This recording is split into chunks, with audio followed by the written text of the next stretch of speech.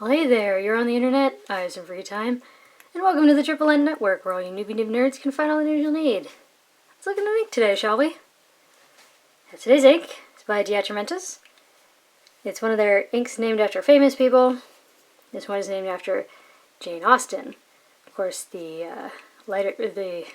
famous writer of Pride and Prejudice and Sense and Sensibility. However, not the author of Pride, Prejudice, and Zombies or Sense, Sensibility, and Sea Monsters. Just to clarify. And actually, I've always been rather fond of Persuasion, which I believe was her last novel, and especially like the adaptation with Sally Hawkins. But anyways, back to the ink. It's a green ink. It's sort of a nice medium green, not super dark, not bright, but it is a DeAtramentis ink. And we are going to see some of what I tend to call DeAtramentis syndrome, which is, to put it lightly, or as simply as possible, the longer it's out of a vessel, which means a bottle or a vial, and in a pen, the exponential downturn of performance occurs. So this ink had actually been in these pens maximum 36 hours, probably a bit closer to 24. Generally, we don't see as terrible of a downturn until we reach like day 2, like 2 full days in a pen, occasionally 3, but yeah, we'll get to that. But yeah, it was, these two pens were the Lamy Safaris. This one has an extra fine nib, and this one has a 1.1 stub. So yeah, so I give it a nice variation. Let's check out the chromatography. Now, this one is how you're supposed to do the chromatography, which is where you put a line of ink and instantly drop it in the water. And you can see where the initial drop was put. It's a very light sort of dove gray. You can sort of see where it starts to get pushed up, and then very abruptly just change to a very light green, and then it gets a bit darker before it stops. Here I let it dry, and you can definitely see that dot got darker. See almost none of that dove gray. Just sort of goes a light green and then the dark green. I should say darker green up at the top before it stops. And I wanted to see what this ink could sort of hold up against. And this was rather curious. Now, big old swatch, and then water. I hope you can see this. It mostly moved the green. It did move the gray a little. However, you can still very clearly see the shading in there and where the original ink splotch originally was. So I didn't want to move that gray much. Now, the bleach turned it bright green, but where the gray was, you can very distinctly make out everywhere where that was. So that was somewhat unnerving. The ammonia pen flush, again, sort of mostly just moved the green around. And hydrogen peroxide really got rid of the green, but the gray really remained. Yeah, so that was a little curious. As always, my primary recommendation for cleaning out any pen, just lots and lots and lots of water. But yeah, I wanted to see if I could find any sort of inks that were comparable. So here's DeAtramentis Jane Austen. And here's Noodler's Warden Series Bad Green Gator. As you can see, it's definitely more blue. It has sort of a similar little bit of woolliness, but of course this one like resists lasers and stuff. DeAtramentis Black Green. As you can see, is a little bit darker. Has more gray in it. Still kind of woolly. Diamine Umber. This definitely has a little bit more blue in it. Maybe a little bit darker. And then, oh god, I'm going to massacre this. Ackermann's number 26 Grünmarketsmarkt, which I'm pretty sure just means like produce market green. And they're fairly similar. I'd say maybe this one has a little more brown in it. But yeah, so there you go. On to paper test. Top down in density, Clairefontaine, 90 grams per square meter. Now, if you're familiar with my videos, you know that 2 of anything means something went wrong. And it did. I started out with a Sayez paper. The extra fine, things were just weird. If my camera will ever focus. Do you see how woolly that is? And you don't really have much shading, and it almost looks like it wants to feather. And then I looked at the back, and we had this. This is 90 gram paper, and it had only been in these pens maximum 36 hours, and I was like, that's not right, I'll retest. So I got a different piece of paper. This is just regular notebook paper. But I got much of the same. The only difference was the dry times were longer. But yeah, so that extra fine took 14 seconds. That 1.1 took 19. And you can see that it was a bit wet. Yeah, I'd say the flow was at least a 6, maybe a 6.5. And you get this weird, there's not a ton of what I'd call natural shading. It's just this woolliness. And it actually manages to look a bit watery in spots. A little thin, like there should be some more ink in that ink. And then we had pretty much more of the same. Parts where it wanted to come through. I mean, this isn't just echo. This is like, you know, when you hold up the back and you can kind of see something, that's a bit hinky. But yeah, so here are the water tests. You can see where it was changed by the water test. But yeah, I mean, some remains. And, you know, here, there's some remains. It did dye the page a little bit. It did get lighter. For some reason, some bits stayed more than others. So something weird was going on. Next up is Fabriano. It's 85 grams per square meter. It's not a steamroller smooth as Clairefontaine. It's not ceramic coated the way Rhodia is, and it's right in between them in density. But it tends to handle inks much better than some troublesome inks, more than Clairefontaine and Rhodia can. So usually when something goes wrong on one of those papers, this is the one that sort of shows you how it should be when it's on its best behavior. But even here, see, even that scrubby, we get a little bit of woolliness. We do get kind of a bit of a halo effect, but still. That extra fine took 16 seconds to dry. The 1.1 took 22, which is kind of surprising because when we look at that smear, you can see how pale that is, how watery it is. I feel like there needs to be more ink in this ink. You do get some very nice shading and a bit of a halo effect in that stub, but yeah, so something was weird here. There's no bleed, no feather, no spread, no sheen. However, you do get some like near echo. I mean, I don't know if I've seen this before. That was unnerving. But yeah, so I mean, it looks nice on here, but there's some things that have me a little unnerved. Now, the water test, you can definitely tell where it was, but a good bit of it remains. And here's the regular water test. Of course, the 1.1 left more behind than the extra fine, but you can still kind of read that if you absolutely had to. Here, you can definitely read it. It did dye the page a tiny bit. It did get lighter, but still there. Next up is Rhodia, 80 grams per square meter. And I doubt I even need to bring it closer. You can tell there's some problems already, right? Yeah, look at the scrubbies. Yeesh, right? I mean, you get the definite woolliness in there, right? And again, it looks kind of thin. I mean, even in the scrubbies, all through the scrubbies, you can see the lines of that quadrilateral paper. And yet still, the extra fine took 15 seconds to dry. At 1.1 took 24, but when you see how big that smear is, it kind of makes sense. There's something weird going on here, right? And like, look at the end of that little curly cue. It's got a weird texture, right? Something weird is going on. Like, all, you know, like I was keeping an eye out for something strange. I was waiting for it to happen.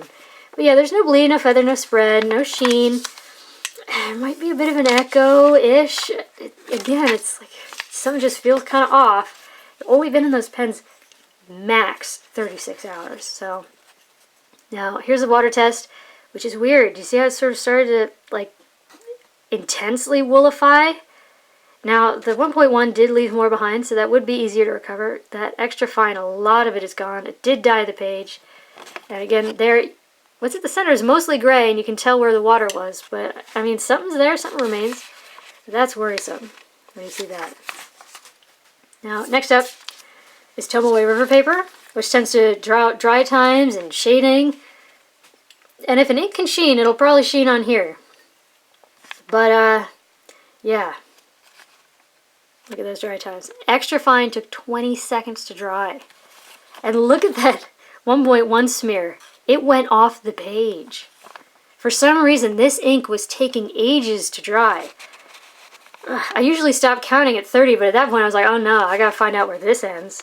You do get a very nice sort of halo effect. You can see it especially in those tick marks, where there's that dark outline. You do get a very severe degree of shading, because look at how light it can get when it's laid on really thin, and then like down there where it's almost black. There is just a tiny bit of sheen. I'm not going to be able to get it on camera. It's like micro sheen, and it's like a haze. It's like a gray. So, I mean, the gray and the green is a nice contrast, but what I had to go through to get there, I mean, look at this. I mean, this is a very thin paper. It echoes very easily, so if you're sensitive to it, this was not great. But, I mean, here, where it's lifted off and there's a bright light, and you can still see that, that's worrisome. And you look, that, ugh. I mean, even the extra fine down here, you can see some stuff. It was weird. I didn't know what was going on. Now, there's no bleed, there's no feather, there's no spread. I say there's no sheen, but it's kind of a hazy thing going on. So some off is going on. But anyways, the water test, yes, something remained, but you can definitely see where it was. It got much lighter, much more gray. And then here in the water test, the extra fine is very nearly gone, which makes sense because this paper loves to let ink slide away when you add more water. But the 1.1, it's still mostly, well, not mostly, but there's still something there. It is very gray, but it didn't feather, didn't explode. And it didn't dye the page much because this paper really lets ink slide away, so when you're sort of mopping it up, it doesn't leave much behind. But yeah. So after all those results, I definitely was just going to use the extra fine on the next 3 papers, except to write the name. But we're going to have some problems. So here's the world's worst 20-pound copier paper. I mean, this is the really cheap stuff you can buy at, like, pharmacies. It's awful. I want to show you just how much this spread. So you see that? Nearly up to the 1.1. Look at the extra fine.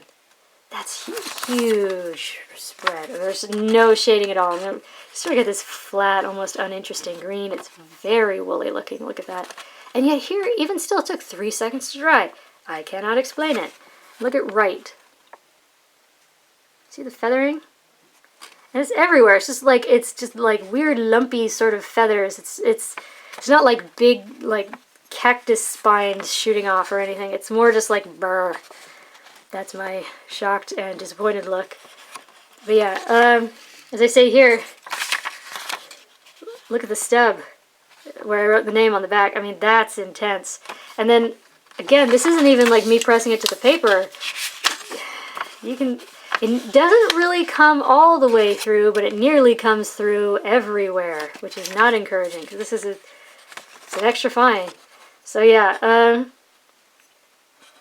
not great. But these absorbent papers do tend to sort of suck the ink in, make it harder to wash out. That's definitely what happened here. It didn't feather a ton, it didn't explode a lot. If you had to recover that, I'm confident that you could. It did get lighter, but, and look there, it's definitely more gray what remains, which is kind of interesting. Next is Mead Notebook Paper. It's very thin, it's very inexpensive, it's very common for American school children. We had it for our lab notebooks in high school, but lately it's been outperforming the 20-pound copier paper, where in spread it most certainly outdid it. Look at it. It did spread a little, but nowhere near as much. The line width didn't get nearly as broad. There's no shading. There just is none. 2.5 seconds to dry. There isn't much feathering. There is some. It's a little woolly. And lately, it's only like the last 3 weeks that we've been seeing much feathering on here at all. That was me. That was my bad.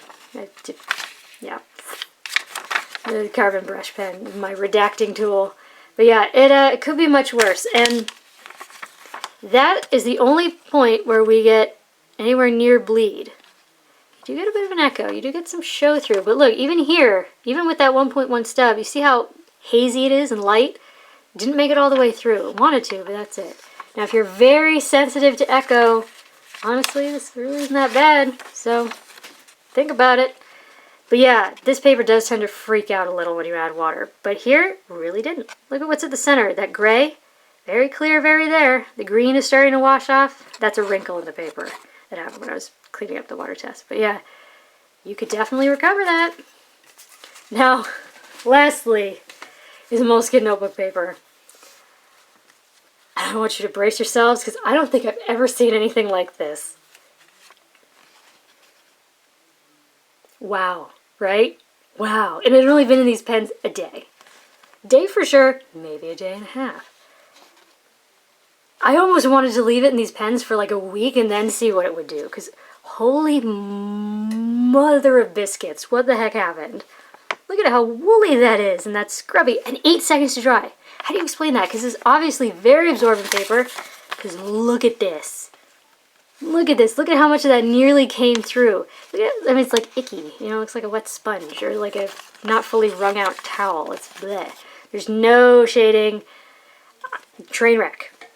Look at that feathering. I don't think I've ever seen anything like this. It's amazing. So if you're a Moleskin person and don't know that there's better stuff out there. Yeah, let's look at that. And then let's look at my lovely, lovely Fabriano. Ta-da! Oh my god, it's like discovering a whole new world. No, I'm not gonna break out into song. Anyways, yeah, then this paper hates water. It hates ink, hates water. Together, you get this. Ugh. Look, even the stuff at the center is starting to wash away, and it's starting to feather and explode. What the heck, right? What the heck? So, yeah, there you go. There's DeAtramentis Jane Austen. I'd actually kind of been saving this ink because I was looking forward to testing it because Jane Austen is, you know, one of those great female writers, and as I said, I actually quite like Persuasion. Although, honestly, I'm really looking forward to Pride, Prejudice, and Zombies coming out soon, but anyways, this is about Jane Austen. It's a nice medium green, but it's a DeAtramentis. So as always, my advice is keep it fresh. Something weird happened here. If you have this ink, please leave a message down below. Does this always happen? Yeah, so anyways, for your consideration from the Triple N Network, if you like the video, please give it a thumbs up. If you'd like to see more, please subscribe to the channel. And thanks for watching. Bye.